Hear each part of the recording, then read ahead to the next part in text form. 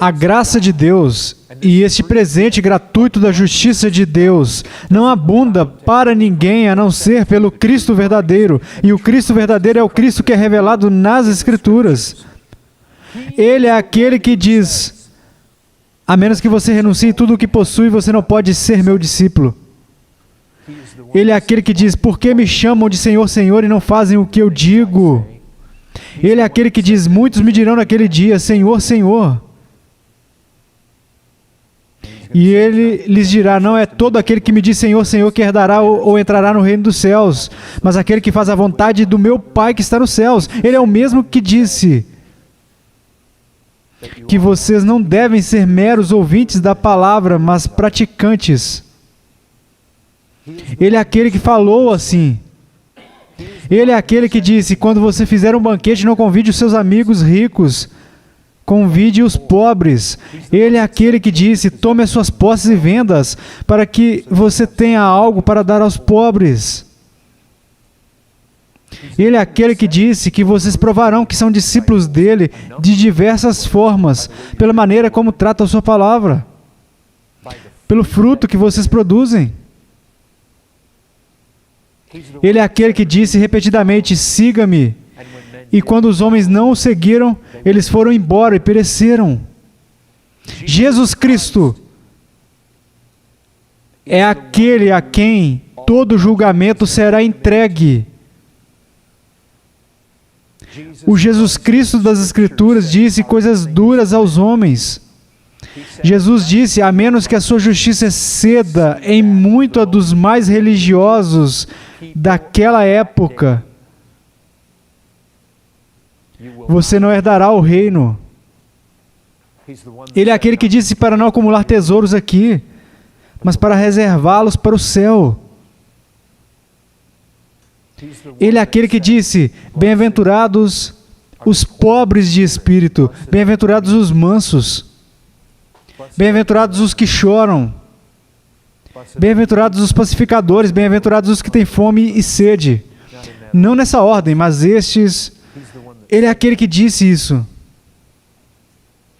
Ele é aquele que disse: vocês farão obras que glorifiquem a Deus nos céus. Ele é aquele que disse que vocês orarão, vocês jejuarão, vocês darão, e não farão como os hipócritas. Ele é aquele que disse: quando vocês orarem, quando vocês jejuarem.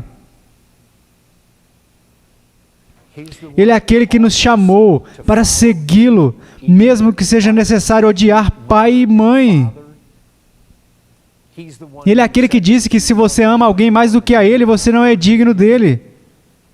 Ele é aquele que disse que se você puser a mão no arado e olhar para trás, você não é digno. Ele é aquele que disse: lembram da esposa de Ló?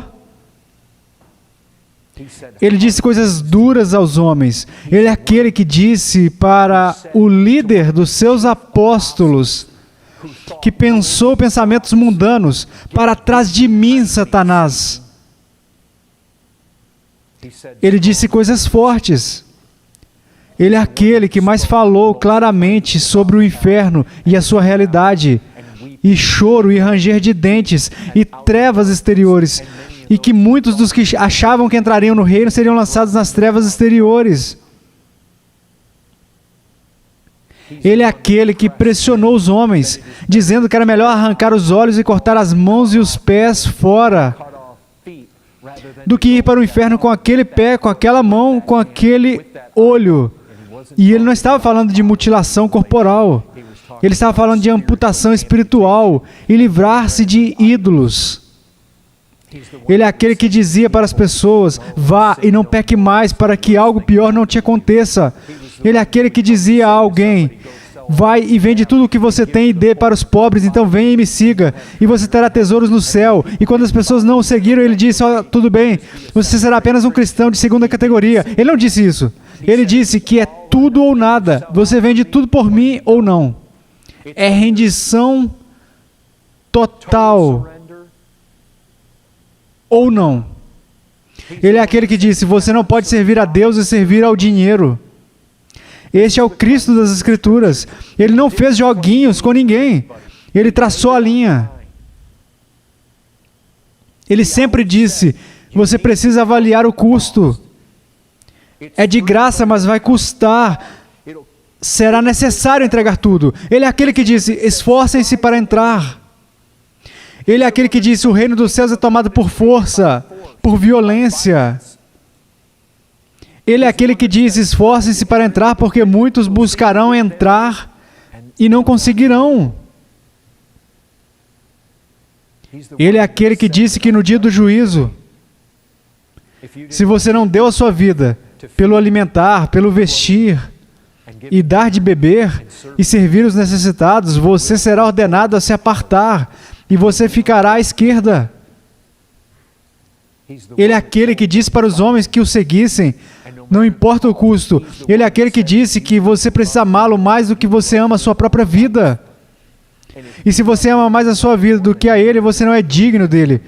Ele é aquele que disse, é melhor morrer, é melhor renunciar à sua própria vida, é melhor entregar tudo e ter a ele. Ele é aquele que contou as parábolas. Ele é aquele que alertou. Ele é aquele que disse, havia um homem, ele saiu e vendeu tudo o que tinha para que ele pudesse ter este tesouro, que é Cristo. Ele saiu e vendeu tudo o que ele tinha para ter essa pérola de grande valor, ter a Cristo. Ele contou sobre pessoas que ficavam felizes em receber, mas que não seriam capazes de suportar sofrimento e perseguição e se desviariam. Ele alertou sobre aqueles que se tornariam tão embaraçados com os cuidados deste mundo que se tornariam infrutíferos. Ele alertou sobre aqueles que eram infrutíferos, que eles eram como árvores prontas para serem cortadas e lançadas no fogo, ou vinhas. Ele disse que devemos permanecer nele. Ele não era, como disse C.S. Lewis, ele não era um leão domesticado. Ele veio, o leão da tribo de Judá, e quando ele andou entre os homens, ele disse, aprendei de mim que sou manso e humilde, e ao mesmo tempo ele falou com tanta ousadia e poder e semelhança de leão, e ele não mediu as suas palavras, e este é o Cristo, este é ele, o único, este é ele, e não há outro. Você pode, ouça, você pode chamá-lo Cristo, mas se você o fizer ser algo menor do que eu acabei de descrever, ele não seria o Cristo das Escrituras, ele seria outro homem, ele seria um fruto da sua imaginação, e este não salva. Oh, irmãos, pessoal, damas, cavalheiros, amigos, visitantes, esta é a salvação que supera a compreensão. Esta que é incomparável. Esta é a salvação que Jesus oferece, pela qual Ele vem e Ele perdoa os seus pecados. Não apenas um pouquinho, mas tudo. Ele não perdoa apenas as coisas que você fez acidentalmente e não percebeu que fez, como no Velho Testamento. Você se lembra como era? Que desde que o pecado não fosse algo que você fez de mãos levantadas, desde que fosse algo não intencional, que você só descobriu depois, então tinha um sacrifício para isso. Ele perdoa aquelas coisas que você fez de mãos levantadas, de forma mais rebelde. E Ele não perdoa apenas o que você já fez, Ele perdoa o que você vai fazer amanhã e o resto da sua vida. Tudo, todo o seu pecado está escrito, tão longe quanto o Oriente é do Ocidente. A hora que você puder medir o quão longe o Oriente é do Ocidente, então você pode entender para quão longe Ele leva o seu pecado, não só parte dele. Isso não é o catolicismo, em que é apenas o passado, e agora você precisa fazer penitência e fazer um monte de coisas pelo futuro. Eles podem ficar com isso, se não é a salvação da Bíblia. Jesus Cristo oferece a expiação completa. Expiação completa. Pode ser? Sim. É assim. Por todo o seu pecado. Por tudo. Você diz, mas e se eu assassinei? Há assassinos no céu. E se eu estuprei? Se eu cometi todo tipo de coisas sexuais horrendas? E se eu tiver amargura e cobiça? E quanto à imoralidade sexual e todo tipo de impureza, e se eu fui um ladrão, e se eu fiz essas coisas horríveis e perversas e desonradas, e se eu já rasguei Bíblias, e se eu odiei o povo de Deus, e se eu fiz as coisas mais cruéis e abomináveis. Ouça, Jesus Cristo, quando Ele deixou os céus, Ele desceu para cá para buscar e salvar pecadores. E se você é um pecador, Ele veio para buscar pessoas exatamente como você. Jesus Cristo morreu pelos ímpios. Nós lemos no capítulo 5. Você diz, isso se encaixa comigo, eu sou ímpio. Bem, foram estes que Ele veio salvar. E olhe, se Ele viesse e dissesse, não há inferno, você pode ficar aqui para sempre. Isso seria glorioso, seria indizível, seria imerecido. Isso seria misericórdia e graça incompreensíveis. Mas não é isso que Ele faz. Ele vem e Ele diz, eu perdoarei todos os seus pecados e eu levarei você comigo para viver no paraíso de Deus. E eu assentarei você no trono do meu Pai comigo. E você reinará comigo. E você será a minha esposa. Eu lhe farei minha noiva. E tomarei você para mim mesmo, para estar comigo para sempre.